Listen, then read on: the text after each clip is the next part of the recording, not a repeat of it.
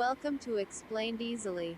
Today we are going to learn about the definition and features of company in one of the most simplest way.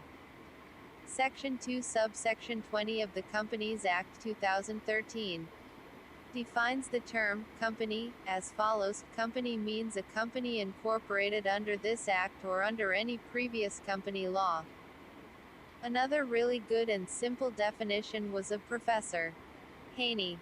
According to Professor Haney, a company is an artificial person created by law having a separate entity with a perpetual succession and a common seal.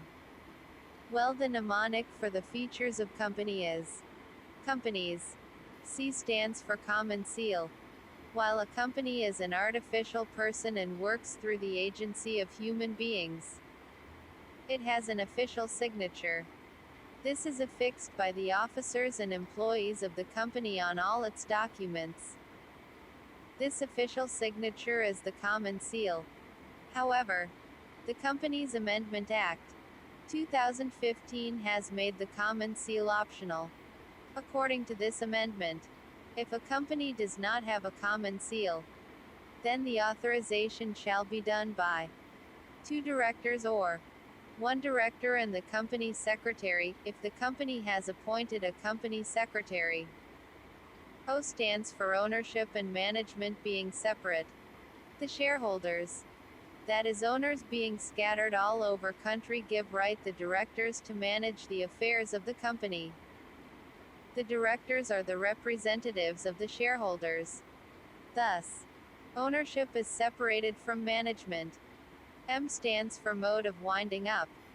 It is the another feature of the company that its winding up is also directed by law. Company is born under rules and dies under rules. Like its inception, its winding up follow a complete and set procedure as prescribed by law. P stands for perpetual existence. The life of the company is endless. Its shareholders may die or they may transfer their shares or there may be new shareholders, but all these things do not disturb the existence of the company. It goes forever. An incorporated company never dies. In the words of Professor Gower, members may come and go but companies remains forever. Not even a hydrogen bomb could destroy it. Thus, the death or insolvency of members does not affect the continued existence of the company. The company remains the same entity. A stands for artificial legal person. In the eyes of the law, a company is an artificial legal person which has the rights to acquire or dispose of any property, to enter into contracts in its own name, and to sue and be sued by others. N stands for number of members. In case of a public limited company, the minimum number is 7 and there is no maximum limit. But, for a private limited company, the minimum number of members is 2 and the maximum number is 50. I stands for incorporated association. Company is an incorporated association of persons created by the law of the country. In India, companies are formed and registered under the Companies Act 1956.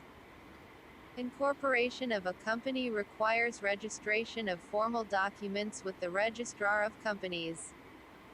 Memorandum of Association is the important document which contains the fundamental conditions and purposes for which a company is formed. In fact, a company does not have its existence beyond its Memorandum of Association. The other important document is the Articles of Association, which lay down the rules and regulations for governance of the company. The registration certificate, or the certificate of incorporation, grants a legal entity to a company, enabling it to discharge functions such as entering into contract, purchasing, owning and holding of properties. A company may be held liable for breach of law. It can sue and be sued in its name. E stands for enjoys limited liability. The liability of shareholders of a company is different from the liability of the company. Shareholders generally have limited liability limited to the extent of unpaid value of shares held up. Shareholders have no obligation to the company once they have paid full amount on the shares held by them. In cases of losses, shareholders are not called upon to make good the losses. Creditors cannot claim from the personal wealth of the shareholders. In the case of a guarantee company, the members are liable to contribute a specified agreed sum to the assets of the company in the event of the company being wound up. S stands for share transfer. One can sell one's share of ownership rights to an interested buyer as the shares of a company are transferable. While in case of public companies, shares are freely transferable, which is provided by the law. There are some restrictions in the transferability of shares of private companies. In fact, transferability of shares and limited liability are the enabling factors for the tremendous rise of companies all over the world. Thanks for watching. Make sure you remember the mnemonic as well as headings, which can be done through regularly revising the topic. Make sure to like the video and subscribe to my channel Explained Easily for more such videos.